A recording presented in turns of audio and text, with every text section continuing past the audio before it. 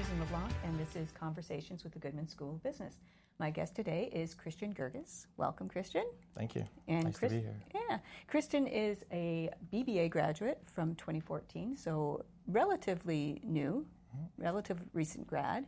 And you are working with KPMG now in the accounting world. But you have a sort of an interesting path to how you got to accounting. You're a BBA grad, not a Bachelor of Accounting grad. So maybe tell us a little bit about how you got into accounting and what you're doing now, because you're still studying. Yep. So I realized early on in my undergrad that I was in the BBA accounting stream, which was actually different than the Bachelor of Accounting. But coming to Brock, I knew I wanted to come for the co-op program. So I decided to stay in the BBA accounting stream, knowing that I'd be kind of short the accounting courses in the end. But I was coming here for the experience and really taking that attitude in towards my first few co-ops. I took work in unrelated fields, but with pretty cool companies, and overall had pretty cool experiences. I worked at RIM in operations management, and then another role in pricing strategy. And then I realized I'd better get some accounting experience, and I was able to land an internal audit position with thanks to our co-op department. So even though I wasn't in the Bachelor of Accounting, I was able to get an accounting-related co-op experience in my undergrad. And then I had a final internship in project management at RBC. So I didn't have any accounting firm experience during my co-op terms, but in the end, I thankfully graduated with a pretty friendly-looking resume, and also got involved in extracurriculars that exposed me to some networks that ultimately helped me landing my full-time offer at KPMG. So I started there in July 2014, and I've been there ever since, working in the tax department called transfer pricing. So it's a bit of a niche area within the firm, but during my year and I think 9 months now at the firm, I've got to do a rotation in corporate tax as well. And then right now I'm currently doing a secondment in campus recruiting. Yeah, and that's interesting because now you're on the other side. Yeah. You're doing the interviewing instead of being... Yeah, and I'm actually interviewing the Bachelor of Accounting students predominantly. But I know, when someone's like, I'm in the BBA program, I'm kind of pushing for them to keep going and be an outlet for them to speak with about. So is that an interesting dynamic for you to, because it wasn't that long ago where you were out there being interviewed, looking for jobs, and now you're actually interviewing the students. Yeah, so that kind of ties into kind of the person I left Goodman being. So I remember when I was in my fourth year and my fifth year, just really thinking about the lessons I'd learned in school and remembering all the little tips that I wish I was told, and really taking that on myself to go and give back to the first and second years. So I always was learning as I was going, just because in the first place, had I picked a different program, my path would have been probably a bit more straight to get into public accounting. So knowing that, and in speaking with the firms, you're very involved with the campus recruiting, and especially with the major accounting firms. I got to meet with a lot of younger people that were doing these secondment rotations into campus recruiting. And then I started mapping what would be my interests, what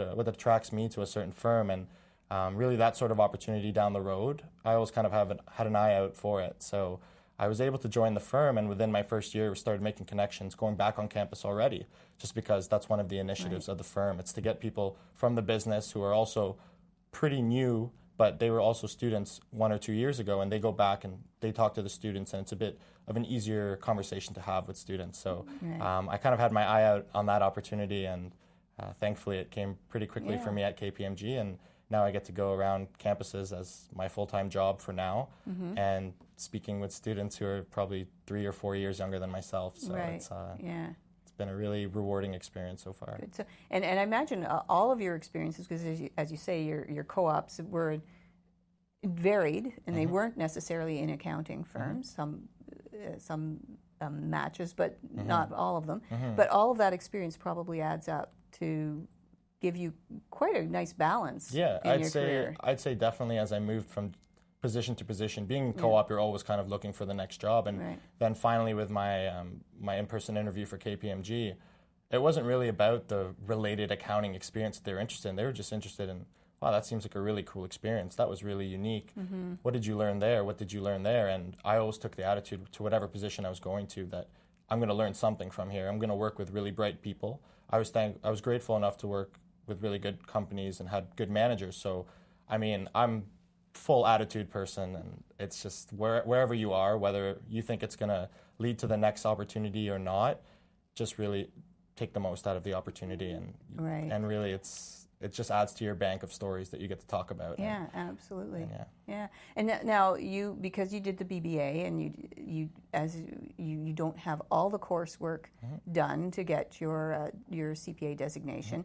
So maybe talk a little bit about that, because what we want people to understand is there are options. Yeah. You may not have done a Bachelor of Accounting degree, but there are options that will still get you to the CPA designation. Yeah, so being very accounting related, I graduating knowing I was going to be short the old 51 credit hours, I had to do research on this new formation of the CPA.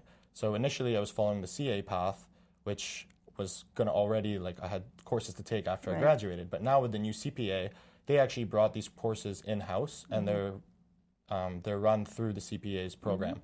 So I became a semi-professional on just having to understand how this process was going to work. So I ended up having to learn more than my school was even telling me, or even more than the firms were knowing, just because I had to make sure that I was in line to take these courses. So I started taking courses through the CPA for people who didn't have the 51 credit hours. So that's a bit less tedious than maybe going back to university to complete those courses. And it was actually a pretty flexible outlet for me to take right after I graduated. So I did those kind of makeup courses for the first year after graduating, and while I was working as well. And then now I'm fully enrolled in the professional education program, which is for everyone who graduates from the 51 credit hours and Bachelor of Accounting course. So it was a bit of a longer detour in terms of course-wise, but the opportunities were the same in terms of work. I have the job that I'm very happy with, and I'm very grateful, and I'm working towards my experience requirements. And through CPA, the new merger of all the accounting designations, it's actually, believe it or not, more simple now for people who weren't in this 51 credit standard hour program. Yeah, great. And you also give back to Goodman, because you're here today. You're going to be judging a competition. Yeah. So have you? Now you said you've done that before. I've now, being in the campus recruitment role at KPMG, we of course sponsor a lot of events, such as this one, or other ones, the other schools in Ontario, where they pretty much need us to go and rep. And again, I'm very big into attitude, and I just say yes to everything. So I've judged a couple case competitions in my 2 months in the role. I've got to speak and give workshops on personal branding. I get to interact with students at 3 or 4 events a week. So it's just overall been a really steep learning curve, but it's something that I think I've been preparing myself for the last 3 or 4 years, since it started to click that you need to share the information that you have, and you need to learn from people who have been there before you. And I like to look at myself as kind of a resource for everyone who's coming after me. And we really appreciate you coming back and helping out, for sure. We always love to have our graduates come back. So if we have one little bit of a tip that you would give to current students, what would you say to them? What would be your advice? I've got tons of tips, and on my Twitter profile I do have to post them every Tip Tuesday. But really the most important thing, and it doesn't just mean for business students, it's really all my friends in my personal life as well. It's really the same general advice that really is just do things because you think it's the right thing to do, and don't ever say no to any opportunity. Don't do things just because you want to get something out of it. When the term networking comes up a lot in business, and a lot of times people are insecure, they're a bit shy, a bit tentative to go out and network. They don't know what they're going to get. They don't know what role they're going to receive in the end, if they're going to get a job out of it.